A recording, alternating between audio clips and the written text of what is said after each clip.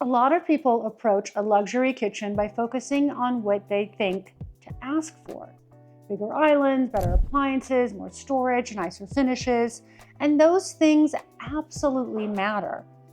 But the features that actually end up making the biggest difference are usually the ones nobody brings up during the design process. They're not the obvious upgrades, they're the subtle, practical details that don't seem essential at the beginning, but end up becoming the parts of the kitchen you rely on the most once you're living in it. I'm Nina, a celebrity interior designer, and this is the Red Elevator, where I break down what actually makes a kitchen feel intentional and well-resolved beyond just finishes, trends, or surface-level design choices.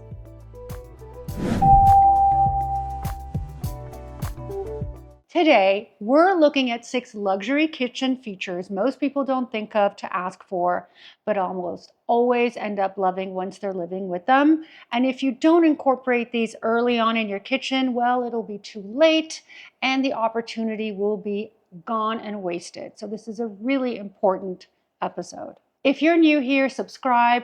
I share practical design insights every week that actually help you make better decisions for your space.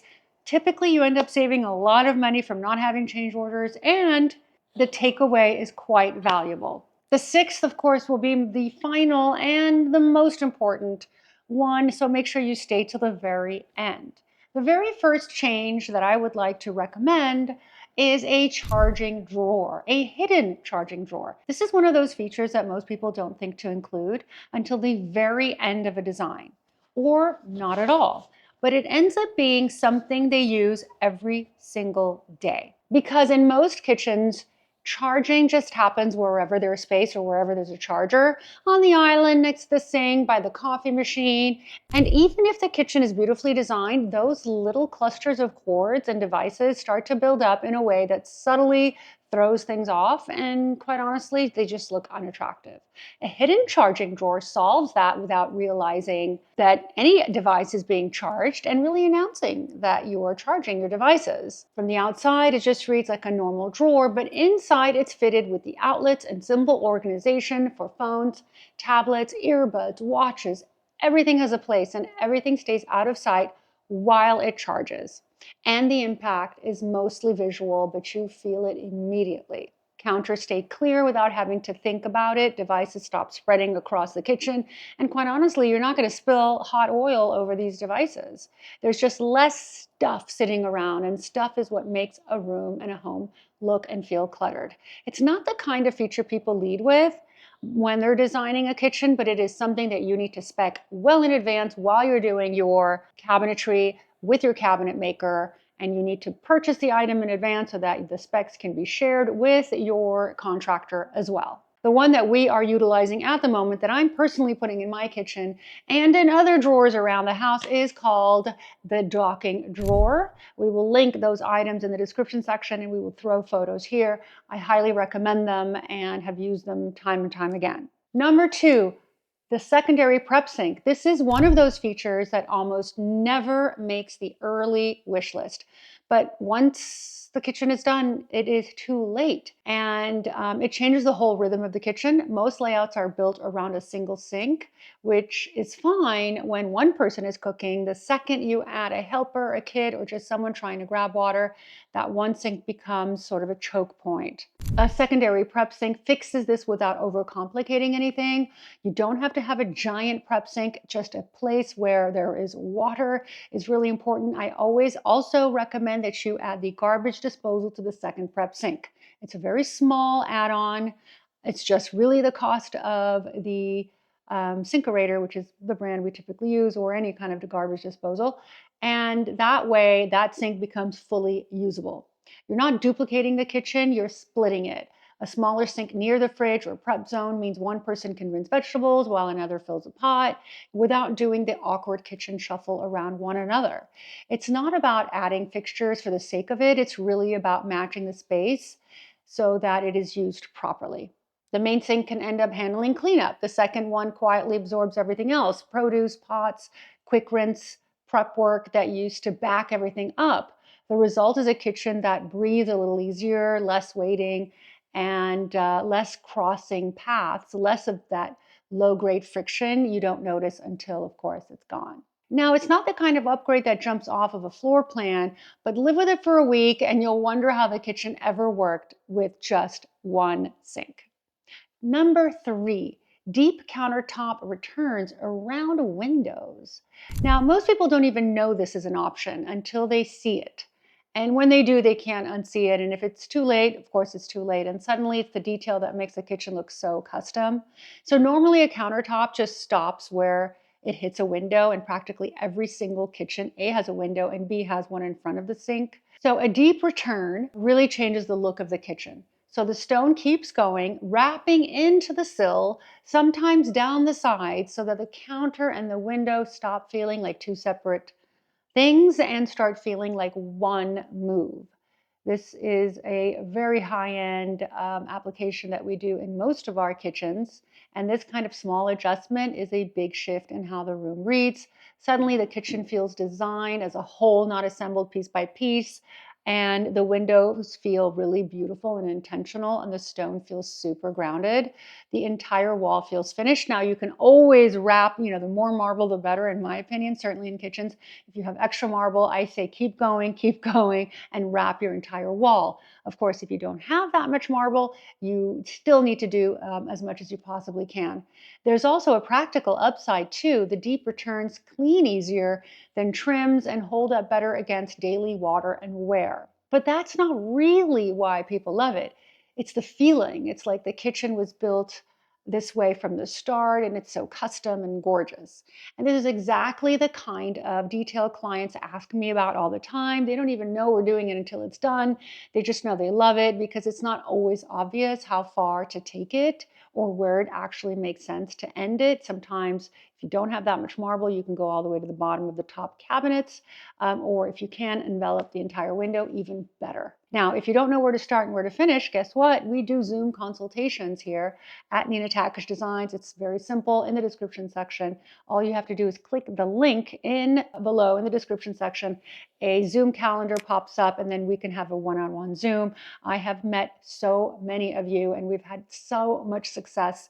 Some of you have hired me over and over and over again. We've done multiple consultations, and it's even led to designing entire homes from the ground up. So it's a great way to meet, just to talk about whatever dilemma you may be having in your interior design, whether it's picking furniture, picking colors for your fixtures or your walls or whatever it may be. I am here to help you and get exactly to the point very quickly and very efficiently. Let's talk about number 4, interior cabinet lighting. Very, very, very, very important. Now, this one is one of those quiet high-end details, the kind you won't really notice on a walkthrough, but you'll feel the absence of the moment I take it away from you. Having automated kitchen lights when you open a cabinet is certainly a game changer. Open a cabinet and a deep drawer and have a light turn on. That is amazing. And you don't have to dig around looking for things. Everything becomes very visible and very easy to access. Interior lighting fixes that directly. Lights built into the cabinetry that are done beautifully in a groove, and drawers themselves mean the second you open one, you can see exactly what you're looking for, and there is no room for error. This one's less about looks and more about ease. No more fumbling through stacked containers, no more cabinets left open just to borrow light from the room.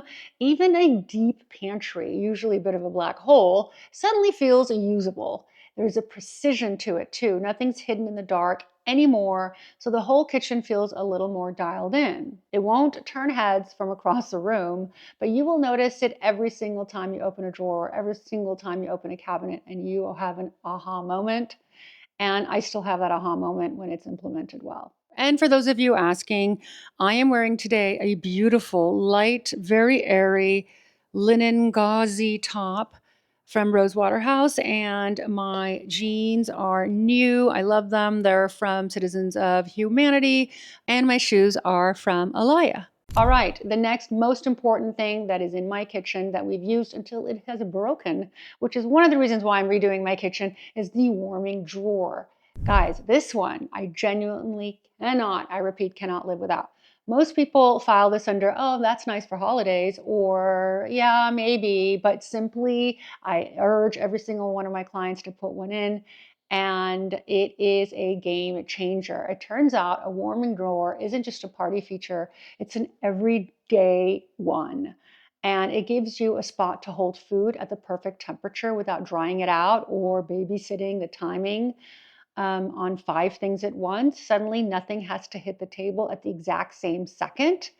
And although that may seem obvious, it really isn't. It is what restaurants use lights for. And you obviously don't want to install lights in your kitchen that are restaurant lights. But having this will allow you to have your vegetables at the perfect temperature. And believe me, I have been using my oven at 200 right now because of the fact that we don't have the warming drawer. And even though the warming drawer is supposed to be at 200, it is not the same. And I have a Wolf range, which is supposedly the highest most luxurious range. It starts to cook your food in the oven, and the warming drawer does not. So if there is anything that I will push on this list, it is the warming drawer. But honestly, it's really, like I said, the small stuff that gets me. Warming plates, holding something while I finish a step, having a buffer when life interrupts dinner, which, let's be real, it always does. Nobody puts this high on their list early on, but once you have it, you will use it constantly. You will thank me. And when you have teenagers who eat at different times of the evening and there's no way to stop that from happening, or if they have late workouts and team meetings and practice, well, when they come home, they have a delicious cooked meal that they don't have to microwave, which is not good for them. And this is a much better way of having food stay warm for those that eat off schedule. And the final important consideration is the dedicated coffee station. Now, we're going to end on the one people underestimate the most and then can't stop talking about. And that is that most kitchens really treat coffee as whatever counter space is open next to the sink, an island corner, wedged by the fridge. It works technically, but it adds up, cords everywhere, mugs scattered, a little traffic jam. Every single morning, a little bit of sugar, a creamer, a dedicated station pulls all of that out of the main flow, and it becomes its own zone, usually set slightly apart and with a machine, a grinder, mugs, water, storage for beans and pods, maybe a frother, all in one place built just for that. What it actually changes is how the day starts. Instead of the entire kitchen waking up at once, one contained corner handles all of it. It could be tea, it could be coffee, obviously. Everything else will stay quiet and clear while your morning routine runs itself. It's also the spot people end up personalizing the most: how it's lit, what's in reach, how it feels at 6 in the morning before anything else is happening, which is why it's last on the list and one of the most important of all 6. It's the one nobody really plans for early on and the one everybody wishes they had thought about prior. Now, if you happen to have a large enough kitchen, having a specific station, meaning if you have your installed coffee machine with drawers underneath, is a really great way to create that coffee station. Your drawers can open for your beans. You can have your mugs and your espresso cups in the drawers. If you're lucky enough to even have more of a budget for the coffee station, we have seen refrigerator drawers underneath that house all of the milk and the creamers for the coffee, and they can also double as storage for your coffee beans and so forth. And what is great about this is most kitchens have drawers, so lining up the coffee machine or the coffee station or the built-in coffee with drawers underneath it is always a good idea for storage purposes. 6 features, all worth asking for. None of them are flashy upgrades, just the kind of details that make a kitchen work better every single day. And by the way, some of these can be implemented after the fact, so don't be at a loss. If any of these caught your attention, save this for when you're actually planning on renovating your kitchen. That feeling of, I want something more than the standard, this is the list exactly for that.